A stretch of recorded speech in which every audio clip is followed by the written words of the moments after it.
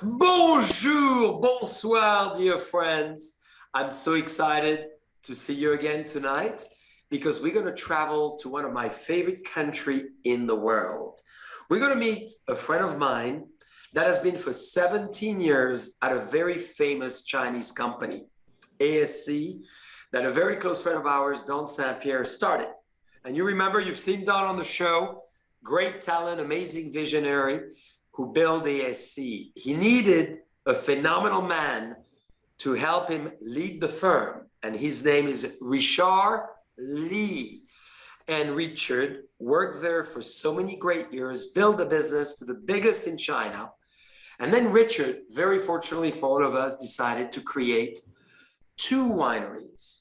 And one of them is a Franco-Chinese winery. Franco-Chinois, as we call it. And I'm excited to say that because it's called as well Canaan Wine Estates. So we're going to talk China, establishing a business, Franco-Chinese relationship, and how to make great wines in China. So I'm excited to bring on, dear friends, the famous Richard. Woo! Bonjour, Richard. Bonjour, Jean-Charles. Comment ça va? Bonjour, Jean-Charles. Thank you for the introduction. Well, it's a great pleasure to see you, Richard. And I want to commend you first and foremost to have led ASC to the most powerful company in China. So you, as a young man, how did you get into wine and why wine originally, Richard?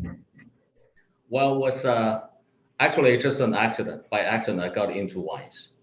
I got like 19 years ago, I was looking for a job. I got a few offers, and among the few offers, I just first of all, I personally liked the people who interviewed me, who happened to be Don St. Pierre Senior, young Don's father.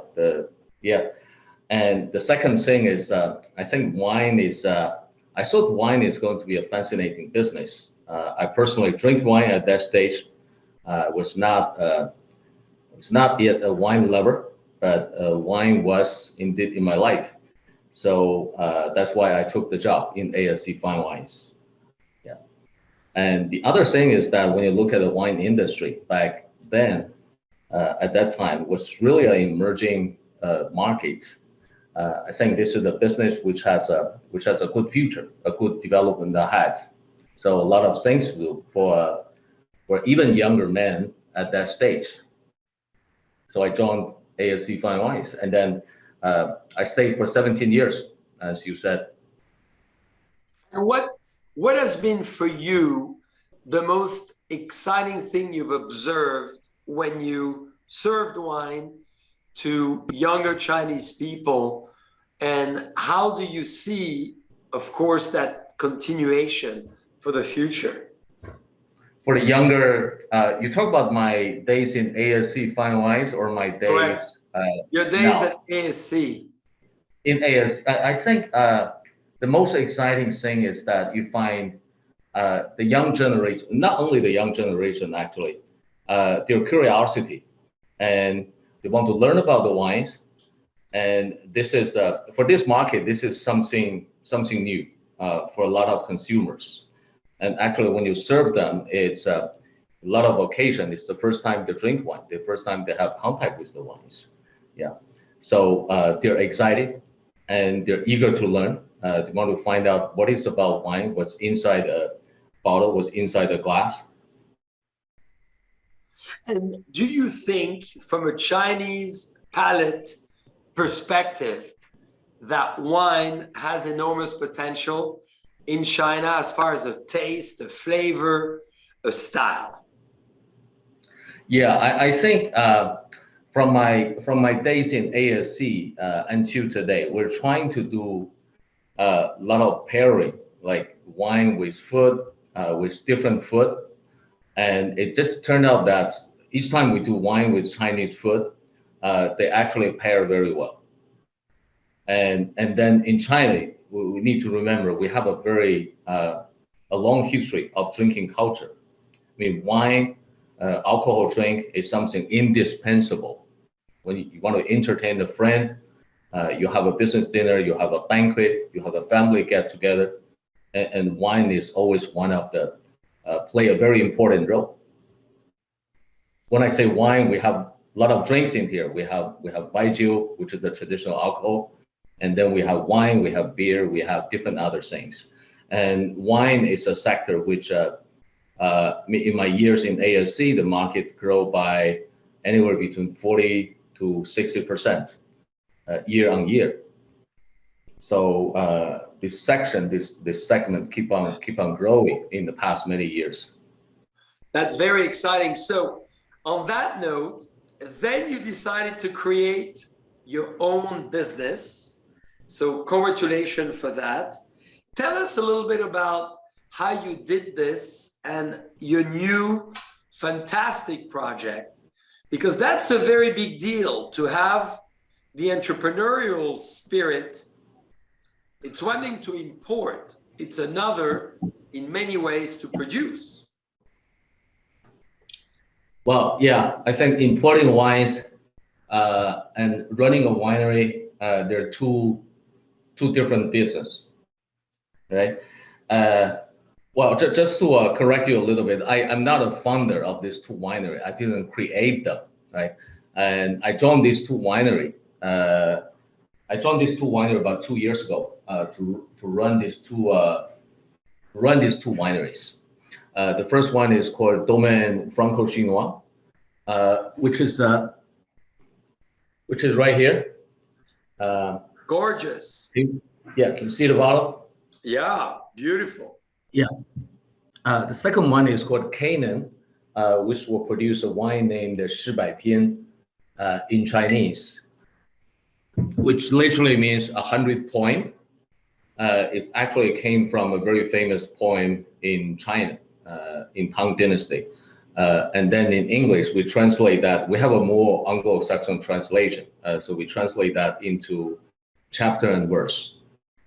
So those are the two wineries. So you join those wineries. So what type of grape varieties do they produce and what type of wines? Well, the first one is early for you to give us a full tasting, because with the time difference, dear friends, we are all live in China. It's early in the morning for you. It's 7:30, yeah. So what style of wine are you producing with those different projects? Okay, so for this Domaine Franco-Chinois, as the name implies, was actually created about 20 years ago, more than 20 years ago, started by a government project between France and China. In 1997, the then Prime Minister of China visited France, and the two countries started a lot of bilateral exchanges, like economic exchanges, cultural exchanges, in a lot of things. And one important thing is that the French people suggested that in China, there should be some good terroirs, but China is not producing any fine wines yet, the estate wines, right? So they suggested that to help Chinese to create a winery, which is also going to be a symbol, which is French people good at, first of all, and is going to be a symbol of Sino-French relationship. So they sent a group of people to China to search the best land. At the end, they have decided Huailai, which is where it stands today, is the best place they want to grow the wines. So what type of wines they produce? They produce, at the very beginning, for 22 hectares, they have chosen, they have introduced the 16 varietals, both red and white, okay? So during the years, they have eliminated quite a few. So right now we have basically Bordeaux blend, which is Cabernet Sauvignon, Merlot, Cabernet Franc, and Petit Verdot. And then we have a variety called Marcelin, which came from south part of France, which is not yet that well known in France, but turned out to be the best varietal in North China. And then we produce a sweet wine named the Petit Monson, which is from Jurançon. Yes, So I'm so excited. yeah, I really want you to taste our wines. I'm very excited because one, I commend you because it's entrepreneurial. And second, I've heard Marcelon. We have it in our project in India. It's doing Yes. beautifully well. And Petit Monson, I really think has big potential from what I've heard in China. So when you tell me about those two entrepreneurial grape variety that not as many people as you and I would know, I think it's a great idea. Yeah, yeah.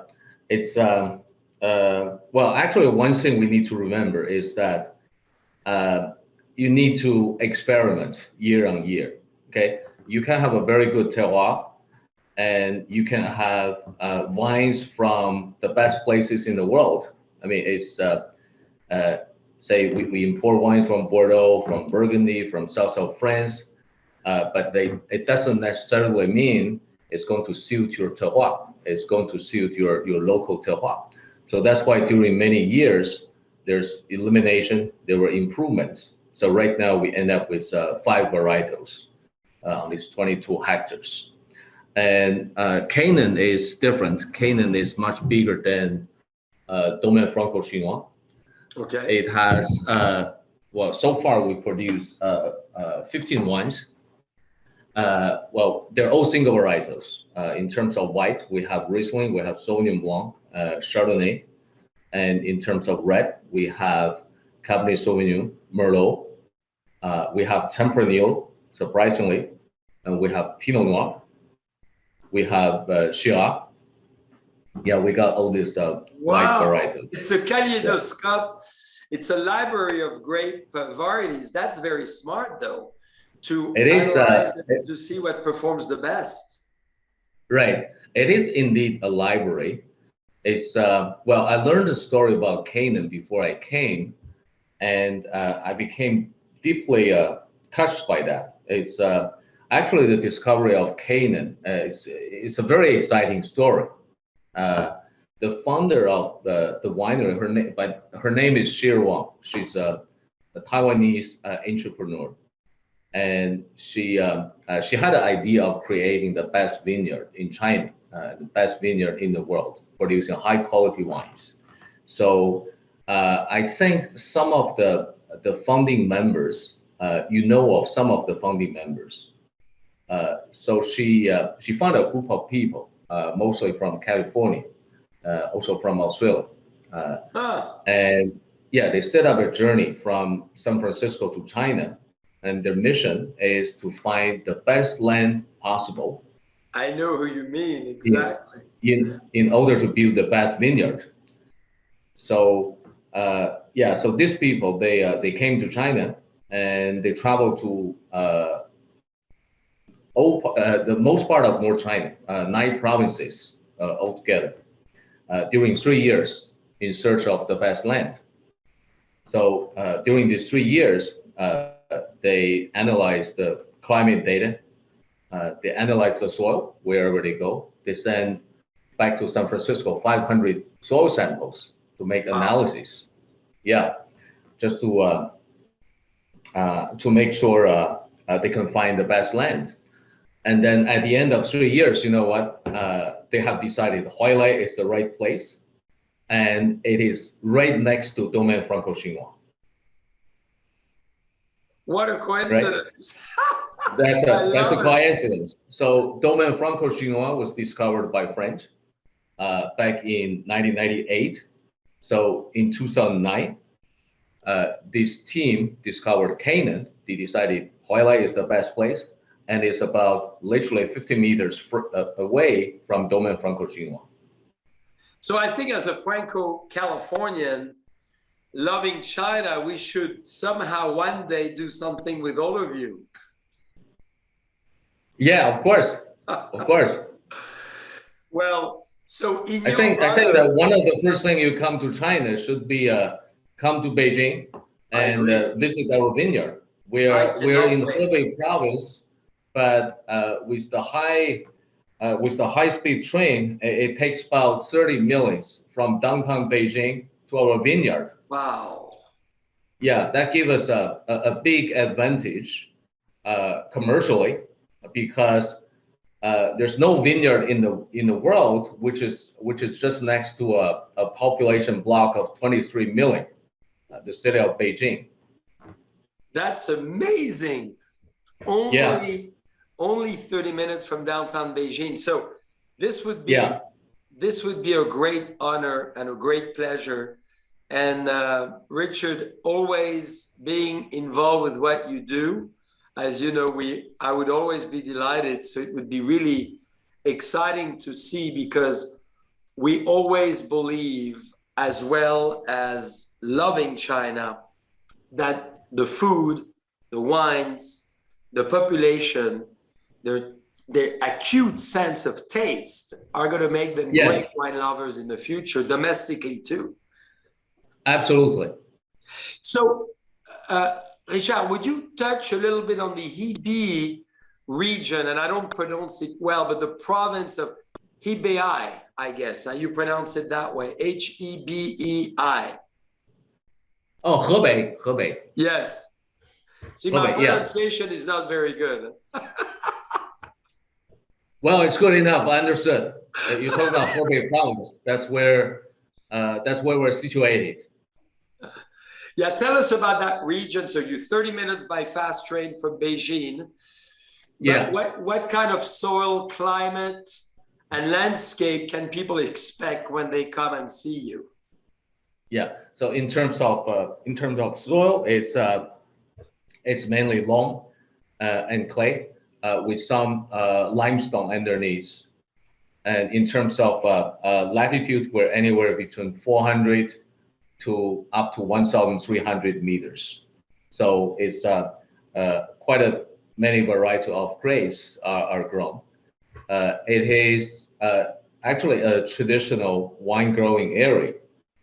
Back to many years ago, people start to grow the grapes. The earliest history, I think it dates back to 1,200 years. There's still historical. I'm talking about the grape making wines, not the table grapes. That's right. Right. So it's a place with a quite long history. That's very exciting. So tradition, history, heritage. So in your honor, and I know it's a little too early, I'm having a wine from Buena Vista, which was built by the Chinese in 1857, in the heart of Sonoma and Napa. And they build the caves. The Chinese were here with their ingenuity, building the tunnel, the train, the complex project, and they built the Buena Vista cellars. So in your honor, I wanted to serve. That's great. So I'm going to have a toast, not a gombe, but just a little taste for you. Thank you. Thank you very much. Thank you very much. Now, tell me another question, Richard. How is it to work with the French? To work with French? French and Chinese together, how does that work? Oh, okay. You talk about domaine franco-chinois, right? Correct. Franco-chinois. Okay. Yeah. Right. Maybe I didn't explain well. This one was built by the French team in early stages. And then in year 2010, the two governments decided to put the wine into the market. So this winery was acquired by Shirwan, which is the same owner of Canaan Winery. So that's why the two wineries are in the same group. I see. Yeah. So in early years, there were French working here. I think until 2007, the French winemakers, the winemaking team, and I think they then left in 2008 or 2009 when the government partnership stopped.